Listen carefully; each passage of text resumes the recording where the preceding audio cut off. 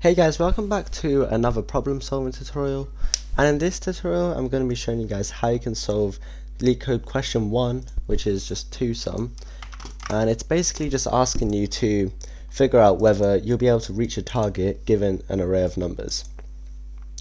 So this looks like a pretty simple question. It is easy difficulty, but if you want to optimize it, it can get a little tricky. So first let's look at the easy way of doing it. Let's just take this, this pair of numbers, and the target is 9. Okay, so straight away we can see 2 and 7 work, but how could we do this systematically? Well, we could do an O of n squared solution where we have a base number and then we loop through all the other numbers and see if they work. So that's obviously going to work, and I can implement that right now.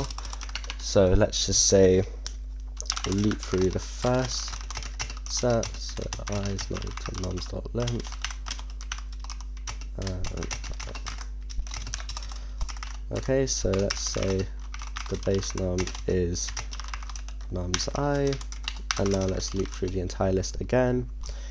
I'll set j equals 0.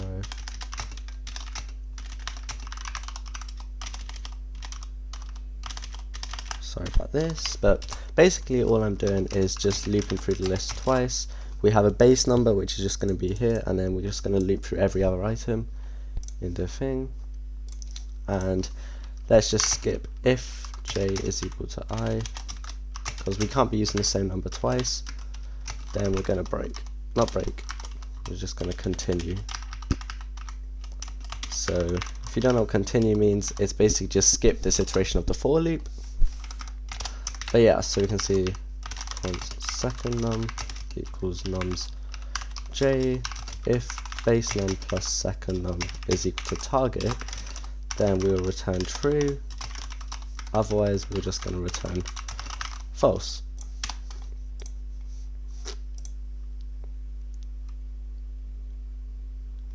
Oh, okay, so there's no need to return false because we're not trying to return the indexes, so let's just return I, j, like so.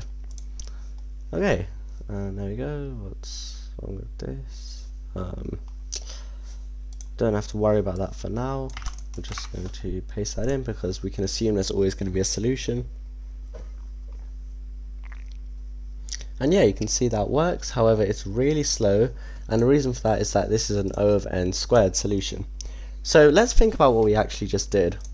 We just took a number and we looped through every other number to check if it was a complementary pair, right? So for 2, the complementary number would be 7 because that's what we need to add up to 9. So we can now loop through the rest of the array and look for the number 7.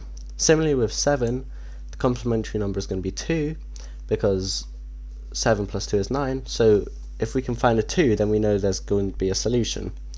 So what we can do is, instead of looping through the list twice, let's just loop through this once, like so. We have our base number, and we can work out the complementary number by just doing the target minus this base number, because this base number is just the number we're currently on, and the number which you need to add to it to reach a target is just going to be whatever target minus that is, right? So this is a complementary number. When you add these two together, you get to the target. And then we basically just want to find the complementary number, or check if it exists in the array. And this is the bit which really is important, because if last time we tried to find it, and that required us to loop through the entire list again, but this time if we can just check that it exists without actually having to loop through the list again, then that will save us a lot of time. And yeah, so one thing you can realize is, as we go through this, we can keep track of what numbers we've seen before. So we go through, we keep track we've seen a 2, then we can keep track we've seen a 2 and a 7, and so on. So let's just keep that in track with a set. We'll just call these C numbers, and I'll just make a new set like so. And yeah, all I'm going to do is first I'm just going to add the space number to the scene numbers. So actually we'll do that at the end. Do it at the end of the iteration. So scene numbers.add base number. So let's check if complementary item is one of the scene numbers. Like, let's check if the complementary number has been seen already. The way to do that is pretty simple. We just do if scene numbers.has complementary number. In this case, we know that the complementary number already exists in the array. So now we can literally just return the two indexes. But the problem is with this set, we're not going to store indices. So there's multiple ways of doing this. What I'll probably just do is we can probably just turn this into a dictionary. Actually, that's actually easier. So that way we can also store the index. So scene numbers, let's say complementary number is equal to base number is equal to current index. Save number and its index. Okay, what's the error?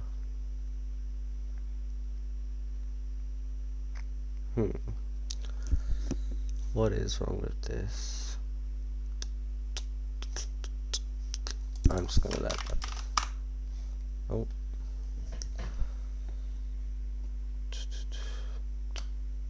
Element implicitly has any type because of expression. Okay, I think we might have to define this dictionary. Don't know why it's being weird, but it's alright. So we'll just have number as number, and then we'll have that. That should fix it. Okay, but now we have to change this line a little bit. We just have to see if this exists. So now we know it exists, so now we can return the two indexes. So we have the base numbers, and we also have the index of the complementary number, like so. And that makes sense. So all we're doing is we're simply just looping through, keeping track of what numbers we've seen before, and for each number we're checking if the complementary number to that number has already been seen before. So for this example, 2, we haven't seen 7 yet, so it carries on. Then 7, we've seen 2 before, so it checks, sees it, it knows it's seen it before, and then just returns the indexes. So hopefully with this we can see some huge speed improvements. Let's check this out. And yeah, there we go. So speed improvements managed to get up to 53%.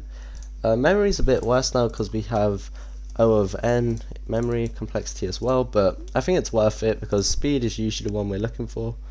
So yeah, thanks for watching, and I'll see you guys in a future tutorial. Bye. That's how you solve Leetcode question number 1, 2-sum.